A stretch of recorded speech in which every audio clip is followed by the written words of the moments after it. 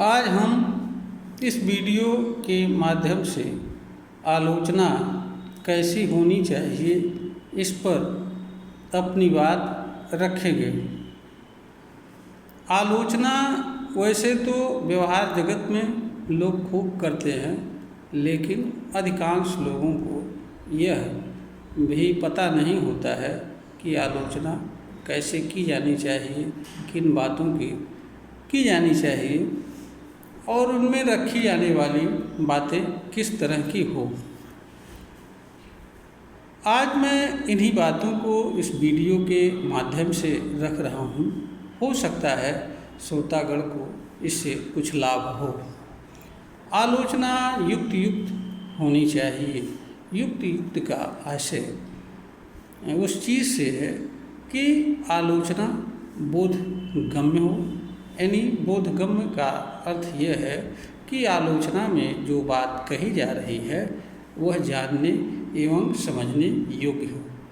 आलोचना तथ्यपरक हो। आलोचना में जो बात कही जा रही है वह तथ्यपरक हो, उसका आधार कोई न कोई तथ्य हो। आलोचना कल्पना श्रित न हो, आलोचना कल्पना आधारित न हो। और आलोचना में जो बातें कही जा रही हैं उसकी भाषा सरल हो और जानी समझी जाने वाली हो और ऐसी हो जिसे सुनने वाला, पढ़ने वाला ठीक तरह से जान व समझ सकता हो। आलोचना तर्क आधारित होना चाहिए। आलोचना में जो बात कही जा रही है वह तर्क से समर्थित होनी चाहिए। वह कुतर्क या कल्पना पर आधारित नहीं होना चाहिए। आलोचना विचार सम्मत होनी चाहिए। आलोचना किसी न किसी विचार से समर्थित होनी चाहिए और उसके आधार पर यह बताया जाना चाहिए कि किसी चीज़ के गुण क्या हैं, दोष क्या हैं और उनमें गुण और दोषों के कारण क्या हैं, इनका दूर कैसे किया जा सकता है। आलोचना विवेकाश्रित होना चाहिए। आलोचना विवेक सम्मत होना चाहिए। आलोचना अविवेक युक्त नहीं होना चाहिए। आलोचना ऐसी होनी चाहिए जिससे देखने वाला, सुनने वाला, पढ़ने वाला को कुछ जानने, सीखने व समझने का अवसर देने वाला हो। आलोचना की भाषा मर्यादित होनी चाहिए। आलोचना की भाषा आपत्तिजनक नहीं होनी चाहिए।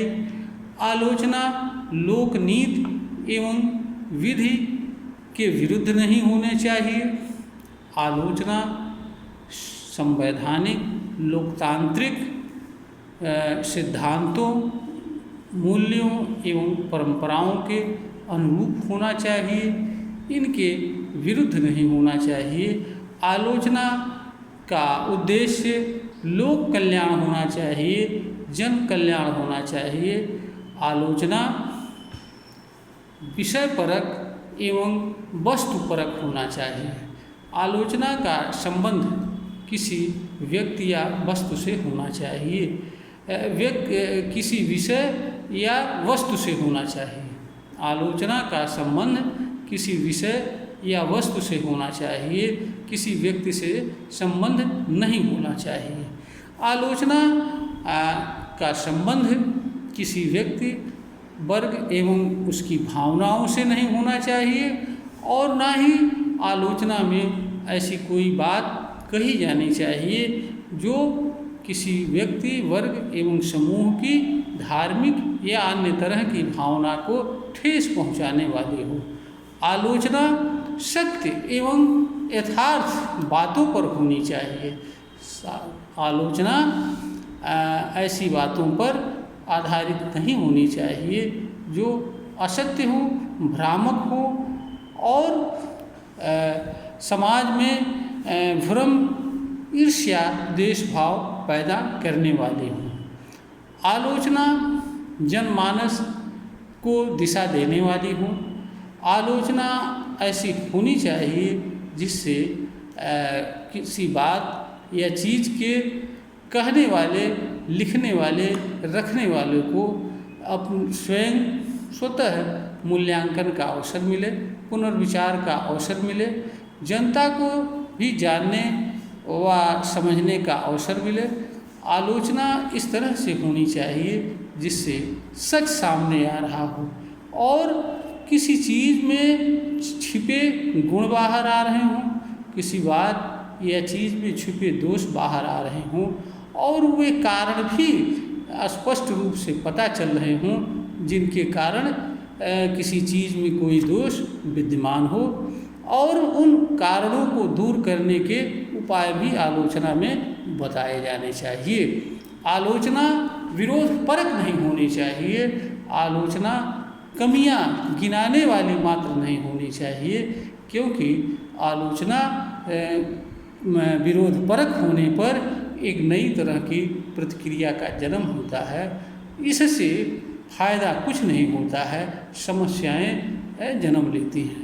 आलोचना जो है वो किसी चीज़ के गुण एवं दोषों का सम्यक रूप से विवेचन करने वाली होनी चाहिए।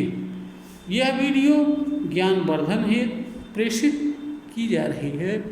श्रोता को पसंद आए इसे लाइक करें, शेयर करें, सब्सक्राइब करें।